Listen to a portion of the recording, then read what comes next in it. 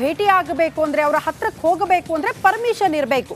But ಇಲ್ಲೊಬ್ಬ ವ್ಯಕ್ತಿ ಏಕಾಏಕಿ ಶಾಲ್ ಹಾಕಬೇಕು ಅಂತ ಸಿಎಂ ಸಿದ್ದರಾಮಯ್ಯನವರ ಬಳಿ ನುಗ್ಗಿಬಿಟ್ಟಿದ್ದಾರೆ. ಸಿಎಂ ಸಿದ್ದರಾಮಯ್ಯನವರು ಅಂತಲ್ಲ, ಸಿಎಂ ಆಗಿದ್ದ ಯಾರೇ ಆಗಿರ್ಲಿ ಅವ್ರ ಹತ್ರ ಹೋಗಬೇಕು, ಭೇಟಿ ಆಗಬೇಕು, ಮನವಿ ಕೊಡಬೇಕು ಅಂದ್ರೂ ಕೂಡ ಪರ್ಮಿಷನ್ ಬೇಕಾಗುತ್ತೆ. ಬಟ್ ಇಲ್ಲೊಬ್ಬ ವ್ಯಕ್ತಿ ಏಕಾಏಕಿ ವೇದಿಕೆ ಬಳಿ ಸಿಎಂ ಸಿದ್ದರಾಮಯ್ಯನವರಿಗೆ ಶಾಲ್ ಹಾಕೋದಕ್ಕೆ ನುಗ್ಗಿದ್ದಾನೆ. ಗೊಂದಲದ ವಾತಾವರಣ ಸೃಷ್ಟಿಯಾಗ್ಬಿಟ್ಟಿತ್ತು.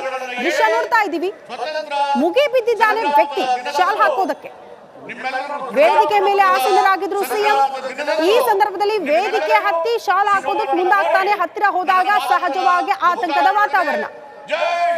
ಸಿಎಂ ಇರುವಂತಹ ಕಾರ್ಯಕ್ರಮ, ಈ ರೀತಿ ವ್ಯಕ್ತಿ ನುಗ್ತಾರೆ, ಅವ್ರ ಹತ್ರಕ್ಕೆ ಹೋಗ್ತಾರೆ ಅಂದ್ರೆ ಸಹಜವಾಗಿ ಆತಂಕದ ವಾತಾವರಣ ಆಗಿತ್ತು. ಬಟ್ ಯಾಕಪ್ಪ ಹೋಗಿದ್ದೆ ಅಂತ ಅಂದ್ರೆ ಶಾಲ್ ಹಾಕೋದಕ್ಕೆ ಅಂತ ಆತ ಹೇಳ್ತಾನೆ.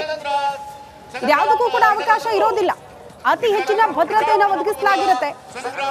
ಆ ಭದ್ರತೆಯ ಮಧ್ಯದಲ್ಲೂ ಕೂಡ ಈ ವ್ಯಕ್ತಿ ಹೇಗ್ ನುಗ್ದ, ಈ ಪ್ರಶ್ನೆ ದೃಶ್ಯ ನೋಡ್ತಾ ಇದ್ದೀವಿ. ಆತನನ್ನ ಎಳೆದು ವೇದಿಕೆಯಿಂದ ಕೆಳಗಡೆ ತರ್ತಾ ಇರೋದು. ಆ ವ್ಯಕ್ತಿ ಕೈಯಲ್ಲಿ ಶಾಲ್ ಕೂಡ ಇದೆ.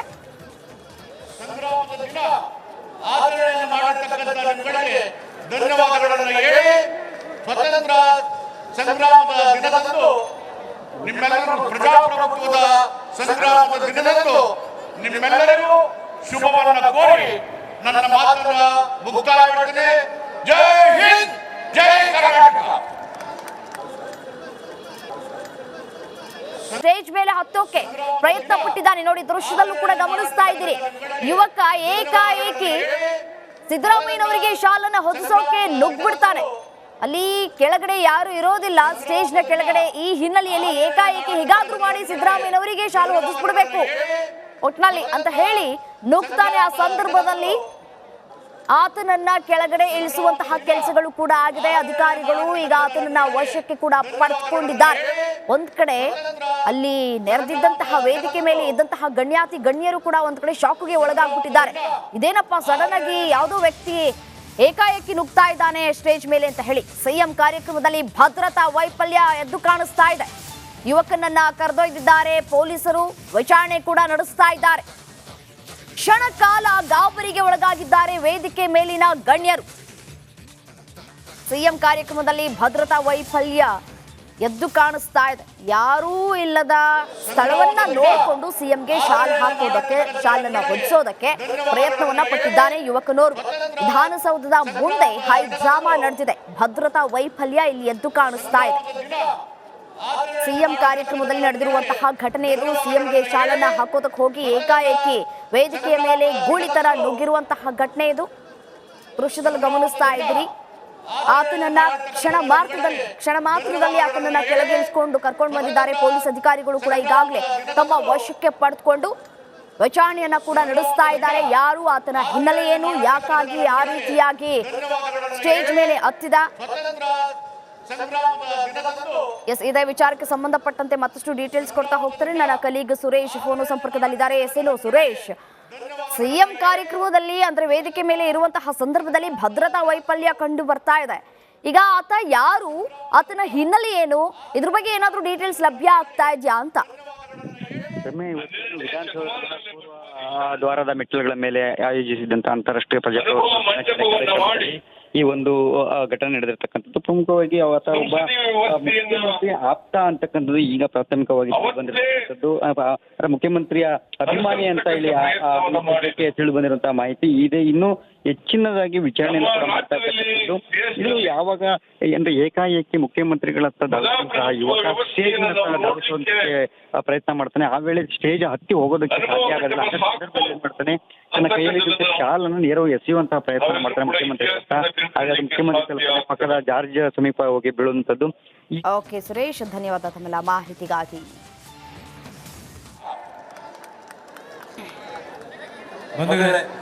ಸಂವಿಧಾನವನ್ನು ಉಳಿಸುವ, ಸಹಬಾಳ್ವೆಯನ್ನು ಉಳಿಸುವಂತಹ ಮಾನ್ಯ ಮುಖ್ಯಮಂತ್ರಿಗಳ ಕಾರ್ಯದಲ್ಲಿ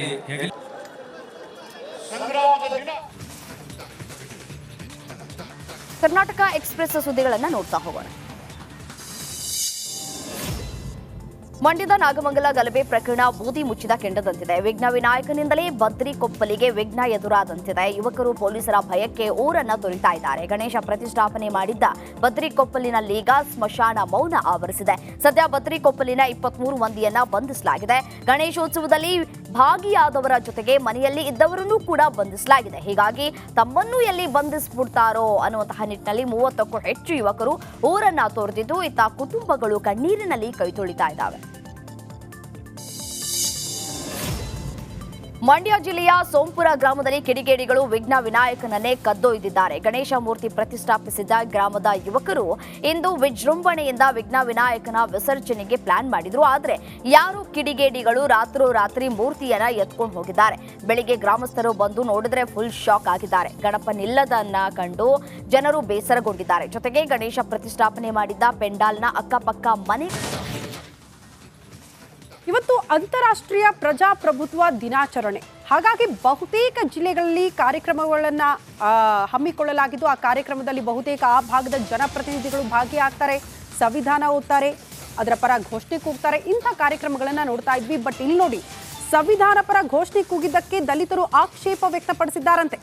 ಜಿಲ್ಲಾಡಳಿತ ಹಾಗೂ ಸಚಿವರ ವಿರುದ್ಧ ಧಿಕ್ಕಾರ ಕೂಗಿದ್ದಾರೆ ಮುಖಂಡರು. ಸಂವಿಧಾನದ ಪೀಠಿಕೆ ಓದುವ ವೇಳೆ ಜಿಲ್ಲಾಡಳಿತ ಎಡವಟ್ಟು ಮಾಡಿಕೊಂಡಿದೆ. ಕಾರ್ಯಕ್ರಮದ ವೇದಿಕೆಗೆ ಬಂದು ಕಿರಿಕ್ ತೆಗೆದಿದ್ದಾರೆ ದಲಿತ ಮುಖಂಡರು.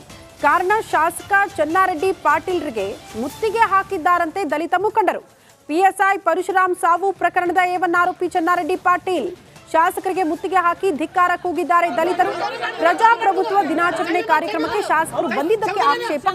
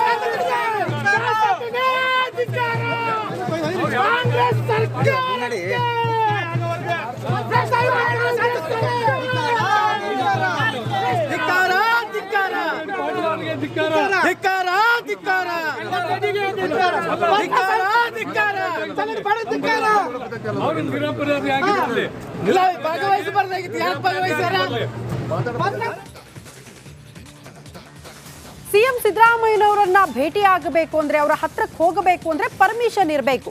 ಬಟ್ ಇಲ್ಲೊಬ್ಬ ವ್ಯಕ್ತಿ ಏಕಾಏಕಿ ಶಾಲ್ ಹಾಕಬೇಕು ಅಂತ ಸಿಎಂ ಸಿದ್ದರಾಮಯ್ಯನವರ ಬಳಿ